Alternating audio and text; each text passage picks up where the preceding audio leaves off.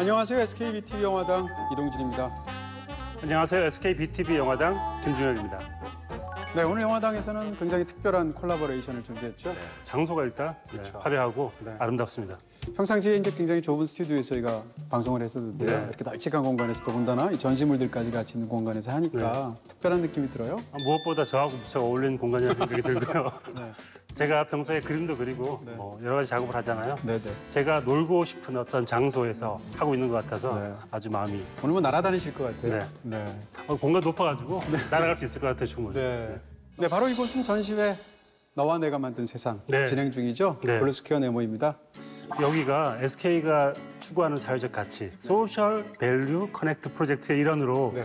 만든 전시인데 혐오의 악순환이라는 주제로 지금 얘기를 하고 있어요. 네. 전시를 하고 있는데 오늘 쭉 봤는데 굉장히 저는 깨달은 게 많고 새로운 걸 많이 깨닫게 되는 것 같습니다. 네네. 오늘 뭐 시간 충분하니까요. 차근차근 하나씩 네. 풀어놔 주시면 좋겠습니다. 자, 이 전시는 독특하게도 모두 3계층으로 이루어져 있는데요. 3층으로부터 1층까지 차례대로 내려오는 방식으로 전시를 관람하시게 되어 있습니다. 독특해요. 1층에서부터 올라가는 게 아니라 네. 3층부터 내려오는 게 일단 재밌는 컨셉인 것 같습니다. 네, 여기가 지금 마지막 전시물들이 있는 그런 네. 공간이 될 텐데요. 3층의 주제는 균열의 시작, 그리고 2층의 주제는 왜곡의 심연, 마지막으로 1층은 혐오의 파편이라는 세 개의 주제를 통해서 네. 긴밀하게 섹션이 나뉘어져 있습니다. 이게 혐오가 어떤 균열이 시작되고 그다음에 그게 깊어지고 네. 그 깊어진 혐오가 파편처럼 사방으로 퍼져나간다. 어떤 이런 테마인 것 같아요. 그러면서 3층부터 내려오다 보면 조금씩 깊어지는 주제를 통해서 혐오에 대한 이야기를 볼 수 있는 것 같습니다. 네, 전시도 즐길 수 있고 또 한편으로는 영화도 함께 즐길 수 있는 그런 특별한 프로그램을 저희가 준비를 했고요. 네. 사실은 요즘 또 시기가 시기니만큼 방송을 통해서 혹은 소셜미디어들을 통해서 이렇게 또 간접적인 방식으로 관람하시는 경우가 굉장히 많지 않습니까? 네. 그런 상황에 또 부합하는 그런 어떤 작은 선물 같은 그런 네. 콘텐츠가 됐으면 좋겠다 이렇게 생각합니다. 한편으로는 저희가 영화당에서 영화를 소개하면서 영화가 종합예술이잖아요. 네. 이야기도 들어있고 이미지도 들어있고 움직임도 들어있는데 그런 의미에서 이렇게 전시와 함께 콜라보레이션 한다는 것은 굉장히 재미있는 기획인 것 같습니다. 사실은 저희도 지금 방송을 하는 입장이지만 또 이렇게 배울 수 있는 좋은 자리가 되지 않을까 기대를 하고 있고요. 네. 자, 저희가 오늘의 이 주제에 맞춰서 준비한 작품들 다 하나하나 진짜 굉장히 반짝반짝 빛나는 좋은 작품들이죠. 네. 세 개의 영화를 준비했습니다. 아메리칸 히스토리 X, 더 헌트, 그리고 어둠 속의 빛, 이 세 편입니다. 자, 그럼 첫 번째 섹션, 균열이 시작되는 곳. 네. 균열의 시작부터 한번 얘기를 해보겠습니다. 네. 전 전시장 딱 들어오는데 여기는 이동진 평론가님 공간이구나 네. 느꼈습니다. 왜냐하면 들어오는데 음악이 네. 핑크 플로이드, 그렇게 좋아하시는 네. 핑크 플로이드 음악이 나오는데 정말 좋아하겠구나 싶었어요. 자, 그렇게 해서 전시장을 처음 들어오고 나면 이제 앵무새부터 보게 되죠. 네. 앵무새 박재모 형. 세 마리가 있는데 네. 일단 거기에서 저는 섬뜩한 게 조명 자체가 일단 약간 무섭고요. 네. 그들이 하고 있는 말이 저 끝에 보여요. 네. 너 그 얘기 들었어? 딱 보이는데 우리가 아무렇지도 않게 말하는 게 얼마나 무시무시한 단어들인가를 느낄 수 있겠더라고요. 핑크 플로이드 자체를 제가 워낙 좋아하기도 하지만 핑크 플로이드 앨범 중에서도 가장 최고의 걸작이라고 말하는 게 보통 다크사이드 오브 더 문이라는 1973년도에 나온 앨범인데 거기에 나오는 보석 같은 곡. 음악당인가요, 오늘? 음악당인가요? 네, 어센댐이 나오죠. 어센댐을 고른 이유도 전 재밌어요. 네. 그러니까 이게 I와 U가 아니라 나와 너가 아니라 네. 우리와 그들이잖아요. 네. 어쩌면 혐오라는 것은 무리지어서 있을 때 가장 무서운 것이기 때문에 우리와 그들을 나누어서 이렇게 제목을 지은 것 같아요. 그럴 수 있습니다. 저는 사실은 여센댐이라는 노래가 나오는 거 보고 이분들이 음악을 아시는 분들이구나. 오. 일단 뭐 엄청난 신뢰감이 생기게 됐고요. 네. 어센댐이라는 이 노래 구성 자체가 어떻게 생각하면 너와 내가 만든 세상이라는 이번 전시의 그 타이틀 구성하고 똑같아요. 그렇죠. 그러니까 만약에 이 전시회 타이틀이 우리가 만든 세상이라고 한다면 사실은 이 주제적인 측면하고 약간의 차이가 있었을 것 같아요. 근데 똑같은 우리를 구성하는 사람들이라고 해도 너와 나를 이렇게 따로 떼어놓으니까 네. 어센댐을 따로 떼어놓으니까 사실은 이 모든 것들이 생겨나는 것이 아닌가. 우리라는 말은 화합하는 말이지만 네. 나와 너, 맞아요. 우리와 그들은 분리하는 말이잖아요. 거기서부터 혐오가 시작된다라는 의미인 것 같습니다. 네. 그게 바로 인지 전시에서 저희가 가장 먼저 만나게 되는 소문의 벽이라는 작품인데요.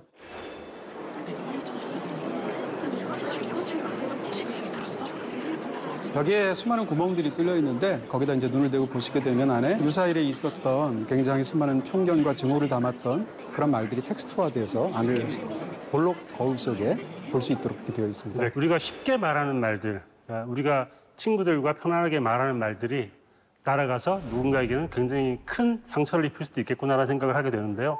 일단 구성 자체가 동그란 구멍 속에서 맞아요. 네. 말들이 펼쳐지고 있는 걸 보고 있으니까 약간 엿보는 느낌 같은 게 있어서 스스로를 약간 내가 했던 행동과 했던 말들을 반성하게 되는 느낌도 있는 것 같습니다. 그 안에 텍스트 안에 담긴 각각의 소문들이 사실은 뭐라고 그럴까요? 시대적인 차이, 공간적인 차이가 전혀 느껴지지 않아요. 네. 그럼에도 불구하고 그 안에 담겨 있는 것들은 어떤 수백 년 동안 내려온 수많은 소문들을 이렇게 섞어 놓은 것인데 사실은 예전부터 지금까지 증오의 말들, 편견의 말들은 똑같은 형식을 가지고 있다. 이렇게 네. 또 보여지기도 하죠. 전 또 그게 약간 댐에 나 있는 구멍 같기도 하더라고요. 네. 그러니까 견고한 벽이 있었는데 거기에 말들로 인해서 구멍이 생겼고 네. 그 균열의 시작에서 엄청난 물이 들어오기 시작한 다음에 그게 나중에 허물어지게 된다는 이야기처럼 보여가지고 균열의 시작은 동그란 원에서부터 출발한다. 그럴 수 라는 생각이 들더라고요. 네. 3층에서 또 다르게 제 눈을 사로잡았던 전시가 있는데 브로큰 미러였습니다.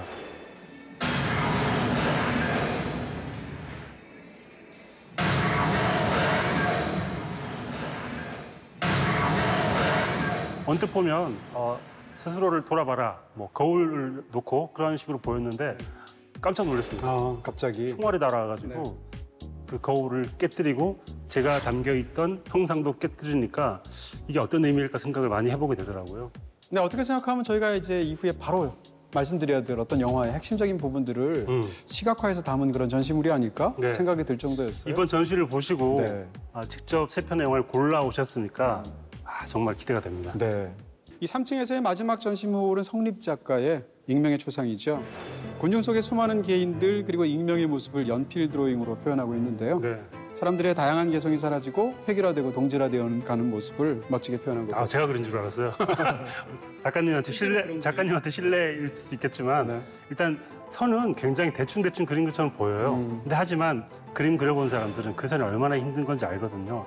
아주 단순한 선인데 그 사람의 슬픔과 고통과 아픔까지 보이는 것 같은 그런 선들로 사람들의 모습을 표현했는데 전 그 작품 되게 좋더라고요. 네, 어떻게 생각하면 최소한의 터치를 통해서 가장 많은 효과를 얻어내는 그런 작품들이 아닌가라는 생각이 들고요. 제가 3층 균열의 시작 섹션을 둘러보고 나서 떠올린 영화가 있다면 바로 아메리칸 히스토리 X였습니다. 네. 네, 저 이 영화 아메리칸 히스토리 X라는 제목 때문에 겁나가지고 사실 못 봤던 영화인데 이번에 이제 다시 보면서 네. 사람들이 이 영화의 제목 때문에 약간 겁을 먹었을 수 있겠다. 근데 생각보다 굉장히 쉽고 재밌는 영화였어요. 굉장히 강렬한 영화죠. 네. 자, 이 작품은 아버지가 흑인에 의해서 피살된 다음에 백인 우월주의자로 돌변하게 된 데릭이라는 청년 그리고 동생의 이야기를 담고 있는 작품입니다. So look around you. This isn't our f***ing neighborhood. It's a battlefield. We're on a battlefield tonight. Make a decision. 네, 데릭은 유색 인종들을 향해서 맹목적인 분노와 혐오를 지니고 있는 청년이라고 말할 수 있을 텐데요. See this? That means not welcome. 그런 그가 교도소에 수감된 다음에 교화되는 모습이 영화 속에서 그려지고 있죠. I'm thinking maybe the only reason I'm getting out of here in one piece is you.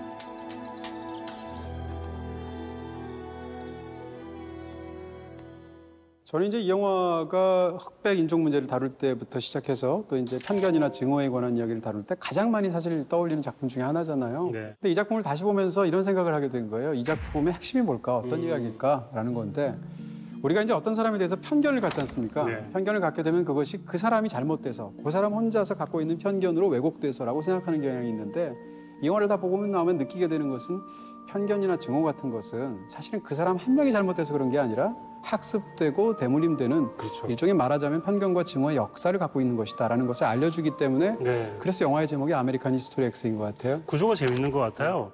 데릭이라는 인물이 언제부터 이런 생각을 품게 되었나를 처음부터 보여주지 않습니다. 서서히 보여주는데 It's everywhere I look now. What?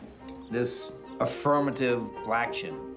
아버지로부터 식탁에서 했던 이야기들이 데릭을 조금씩 변화시켰고 이 데릭이 끝끝내 폭력적인 행위까지 하는 데까지 이르렀다. 그런 일을 차근차근 보여주면서 폭력의 기원이자 편견의 기원을 밝히는 영화이기도 한 것 같습니다.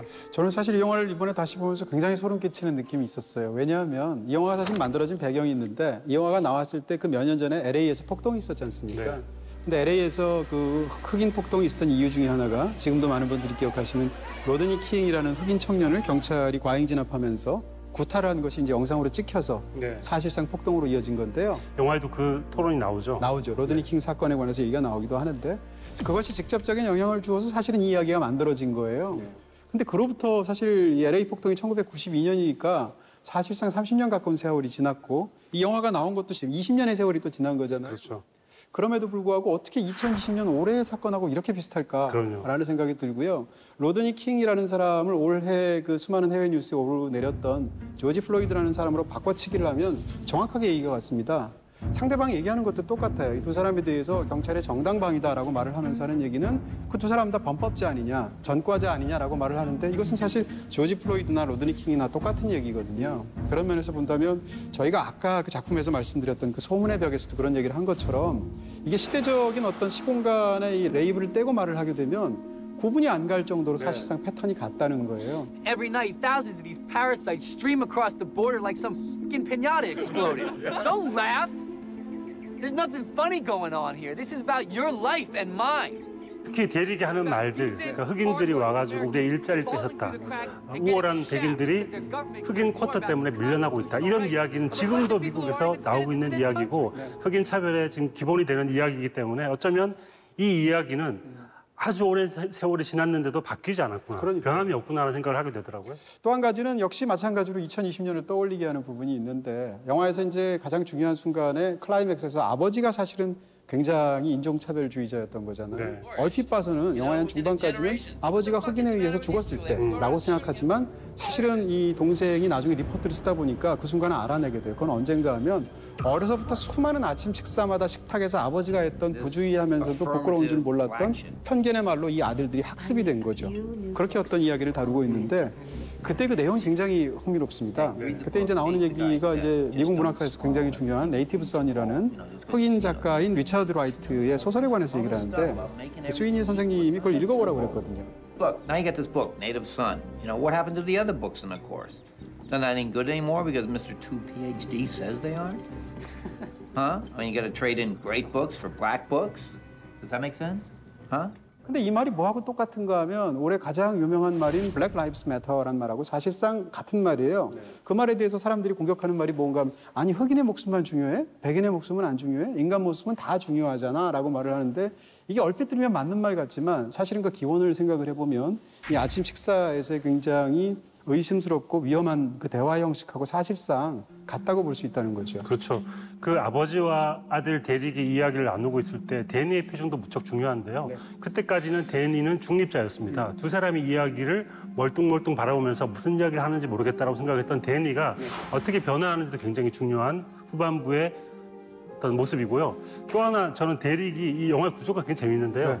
시작할 때는 데릭이 엄청난 나쁜 폭력주의자로 나옵니다. 나치주의자죠. 나치주의자 나오는데 영화 시작하자마자 감옥에 갔다 온 데릭이 변한 모습을 보여줍니다.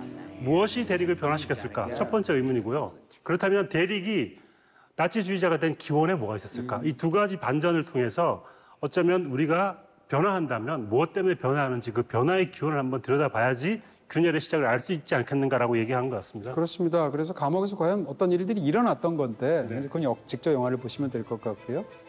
이 영화에서는 굉장히 인상적인 대사 중에 하나가 그런 대사죠. 감옥에서 어떤 굉장히 이렇게 뭐라고 그럴까요? 마음을 나누게 된 라몽이라는 친구가 있죠. 흑인 동료가 있는데 그 동료가 무슨 얘기를 하냐면 Because in the joint, you the nigga, not me. 그것은 감옥에는 사실 흑인들이 훨씬 더 많으니까 그 자체가 또 어떤 차별의 결과이기도 하죠. 그런 상황 속에서 백인이 오히려 소수가 돼서 압박을 받게 되는 그런 결과가 있는 것인데 이런 식으로 다수나 소수라는 것도 보는 시각과 위치에 따라서 다를 수 있다는 걸 사실은 영화가 정확하게 찌르고 있는 거죠. 네, 그런 의미에서 데릭이 아버지가 죽었을 때 분노하면서 텔레비전에 인터뷰를 하죠.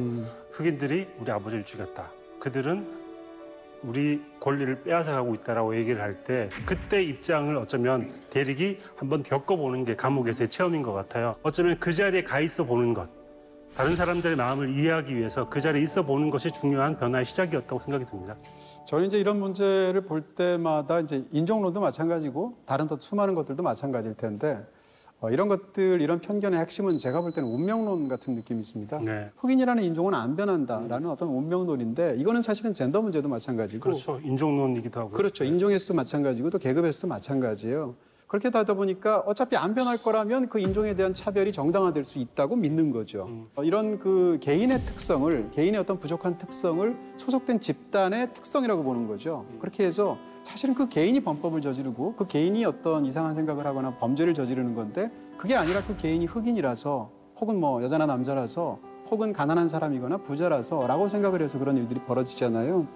그런 것들을 이 아메리칸 히스토리 X는 이런 어떤 증오의 메커니즘 같은 것들을 사실상 하나의 이야기를 통해서 굉장히 잘 보여주는 네. 훌륭한 측면이 있죠. 그 사람은 어디 가지 않는다고 얘기를 하는데 어떤 의미에서 대릭이 품고 있는 그 생각이 변화하는 것이 어쩌면 이 영화의 제일 중요한 변화 지점인 것 같습니다. 그렇게 보면 이제 이 영화에서 가장 인상적이기도 하고 실제로 영화가 굉장히 힘줘서 말하는 게 이 감옥에서 어떤 고통을 당했을 때 스위니 선생님이 면회로 오잖아요. 네. 스위니 선생님은 이제 어렸을 때 자기가 흑인이라는 이유로 너무 많은 고통을 당한 거예요. When I used to blame everything and everyone for all the pain and suffering and vile things that happened to me that I saw happen to my people. I used to blame everybody, blame white people, blame society, blame God. I didn't get no answers because I was asking the wrong questions. You have to ask the right question. Has anything you've done made your life better? 앞의 질문은 쉽게 얘기하면 이 자기 모든 고통의 원인을 바깥에서 찾는 거고 두 번째 것은 그에 대한 어떤 것들을 자기 안에서 찾는 거잖아요. 네. 이렇게 바꾸고 나니까 자기 인생이 달라졌다라고 말을 하는데 이 말을 가만히 듣고 있던 대릭이 출소해서 전혀 다른 행동들을 하게 되죠. 전 작품 브로큰 미러를 보는데 데니가 딱 떠오르더라고요. 네네. 데니가 벽에 붙이는 포스터가 어쩌면 형을 생각하는 거거든요. 데니에게 거울은 형인 것 같아요. 데릭을 영웅으로 생각하면서 달려왔는데 갑자기 데릭이 변한 거예요.